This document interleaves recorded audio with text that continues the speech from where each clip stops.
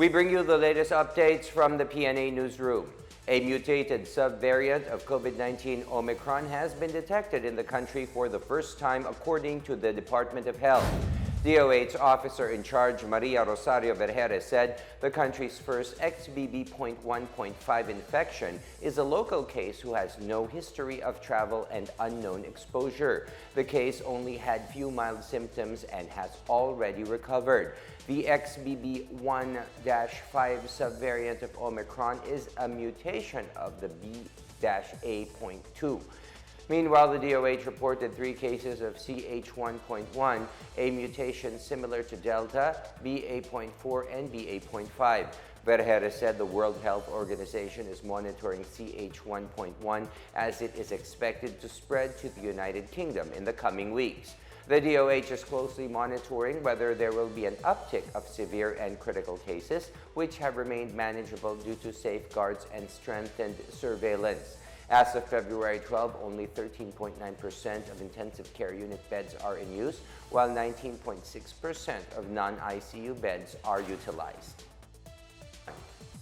After helping the victims of the devastating earthquake in Turkey, the Philippines will deploy a contingent to Syria to help Filipinos and others affected by the said quake. Foreign Affairs Undersecretary Eduardo Jose de Vega said the team of 6 personnel will go to the capital of Damascus to provide assistance. Some 60 Filipinos were reported to be affected by the quake in Syria.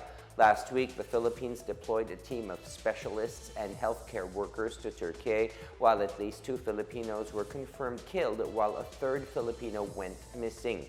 A total of 248 Filipinos were affected by the strong quake in Turkey. Meanwhile, the Filipino woman rescued under the rubble in Hatay in Turkey is now recovering well. The Filipina, identified as Juliva Benlingan, was reported missing when the earthquake struck on February 6. She was found alive 60 hours later. Officials of the Philippine Embassy in Turkey visited Benlingan at a hospital in Adana province to provide financial aid and give tokens of appreciation to her attending doctors and nurses. Benlingan's sister Maribel thanked on Facebook everyone who prayed for her safety. The Andalu News Agency reported that over 31,000 people have been killed by the magnitude 7.7 and 7.6 earthquakes centered in Camanmaras province. At least 64 Filipinos are taking shelter at the Philippine Embassy in Ankara. The Presidential Communications Office has been reorganized by President Ferdinand Marcos Jr. under the Executive Order Number 16. 5 undersecretaries and 14 assistant secretaries will assist the PCO secretary. The undersecretaries will oversee the traditional media and external affairs, digital media services, content production, broadcast production and operations, administration, and finance. Likewise, the PCO Secretary and the Presidential Advisor for Creative Communications shall work closely together on communications and information dissemination, as well as the development and enhancement of the executive branches and the President's messaging system. The EO also states that the PCO will have direct control and supervision over the following communications agency: Presidential Broadcast Service Bureau of Broadcast Services, Bureau of Communications Services, News and Information Bureau, Freedom of Information Program Management Office, Philippine Information Agency, and Presidential Broadcast Staff, Radio Television Malacanang. The EO also authorizes the PCO Secretary to recommend the redundant positions, divisions, and units to be abolished, while the affected personnel will be given their benefits in accordance with the law. Have you ever experienced confessing your love for someone but ending up being friend-zoned? A recent survey showed that a number of Filipinos say they are feeling the pressure of unrequited love, or love that has not been reciprocated. Marita Mawahe will tell us why in this special feature.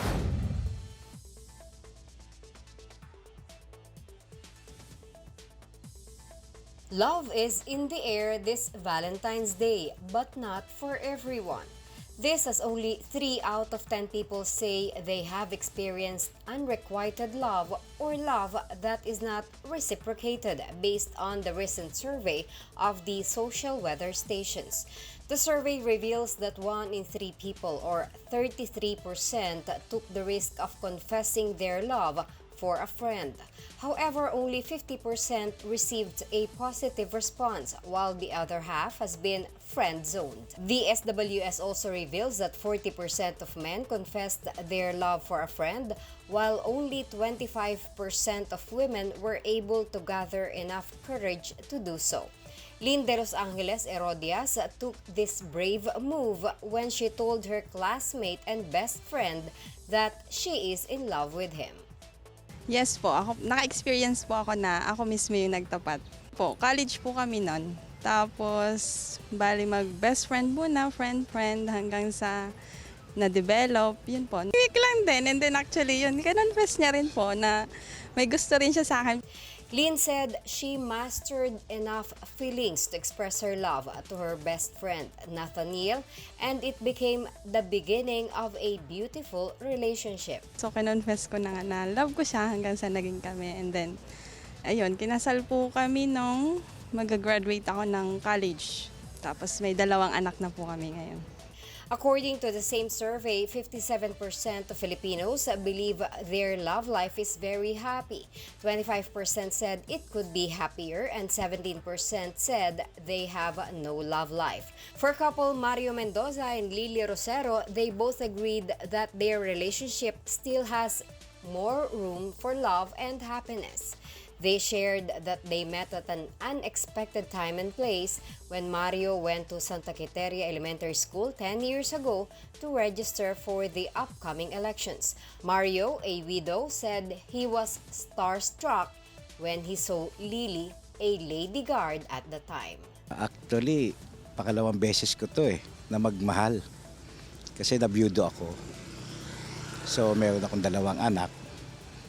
Then, lumipas ang panahon, nagtakbo kami sa isang school, time of election day para registration.